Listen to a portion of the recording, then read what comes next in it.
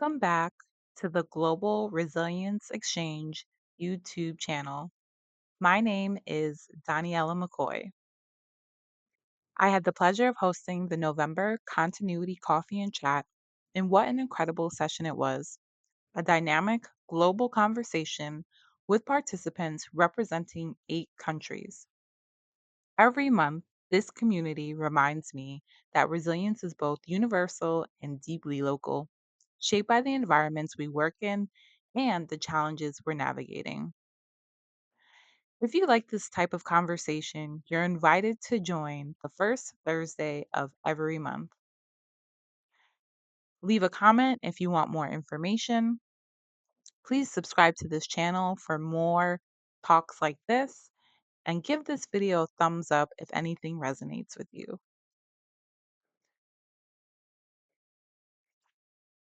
Today, I want to share a recap of the key discussion topics and expand on each one through the lens of my resilience and business continuity experience. So, topic one was issuing satellite phones in India. We kicked off with a fascinating conversation about the complexities of issuing satellite phones in India. From a continuity standpoint, this goes beyond just communication redundancy. It highlights the importance of understanding regional regulatory environments. In India, satellite phones use is heavily restricted, which makes it challenging for global organizations trying to standardize emergency communication protocols. The takeaway: resilience plans must be locally compliant and globally coherent. Sometimes that means building tiered communication strategies, mapping out what's possible in the region versus what's needed for global escalation. Also, considering what are the restrictions that may not apply domestically. Specifically thinking, okay, if they send this into the country, that's a no no, but can they procure it themselves domestically? In other words, flexibility is a resilience asset. So, if you have any experience with satellite phones or sending them across the globe, please add a comment about your experience to this video. Topic two: hit close to home for many participants, and it's about organizational change and its impact on staff. So, we talked about the impacts of staff during downsizing, mergers, or acquisitions. When downsizing, mergers, or acquisitions occur, it's not only the structure that shifts, your continuity posture has to shift as well, because institutional knowledge may leave, morale may weaken, and the informal networks, like the unwritten processes, can fracture. As resilience leaders, we can't ignore the human dimension.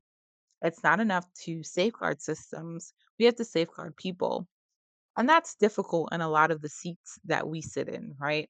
We don't necessarily have the power to hire, promote, or continue certain contracts. But the information we collect should really be used to foster some of those conversations. I know that's a pie in the sky look at what we do, but that would be an ideal situation. One tool that was mentioned that can help in these situations is the constraints led approach, or CLA. While CLA is often used in performance and behavioral sciences, it applies beautifully to resilience work. It recognizes three categories of constraints that shape human adaptation.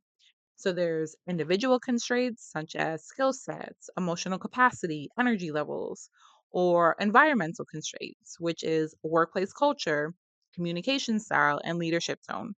Then there's task constraints, and that's around workload, expectations, tools, procedures. And during periods of change, these constraints influence how people respond, whether they resist, disengage, or adapt creatively. I think resilience professionals often go towards that creativity side, but we do have the power to absolutely resist, and sometimes we do need to disengage, among other things.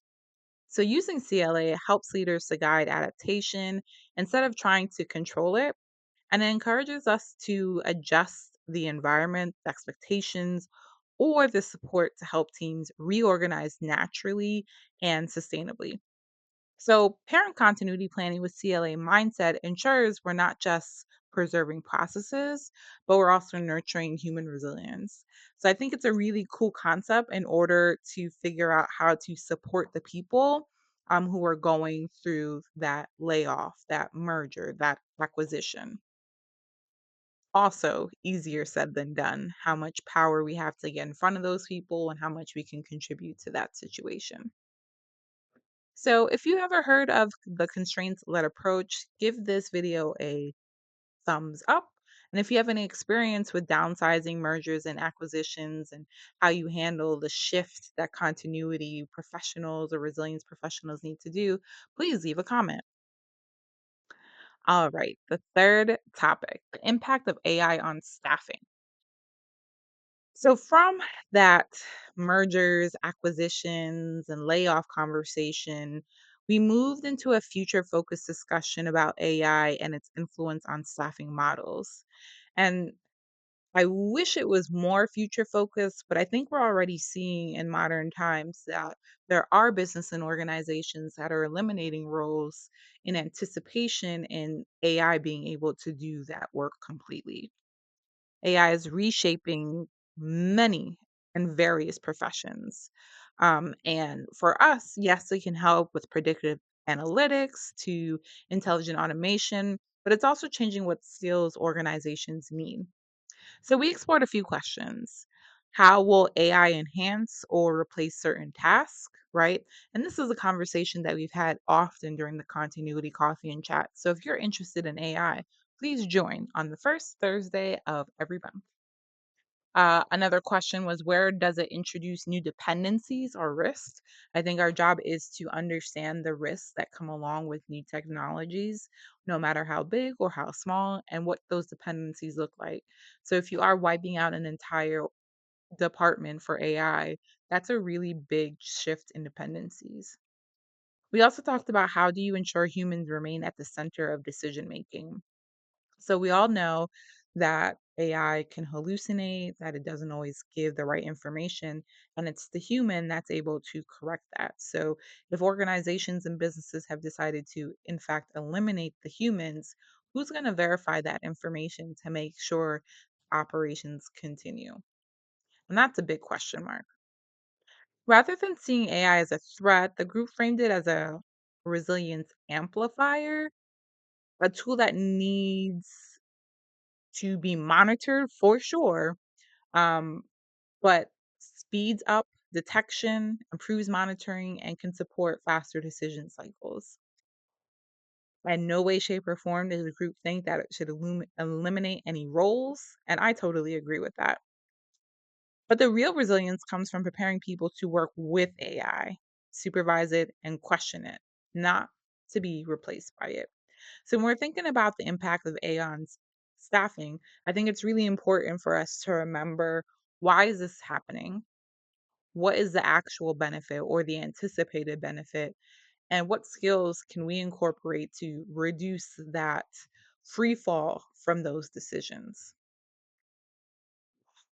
And another topic was tracking new regulations. And this is, I think, a high impact topic. So, especially for organizations operating across multiple regions, such as myself.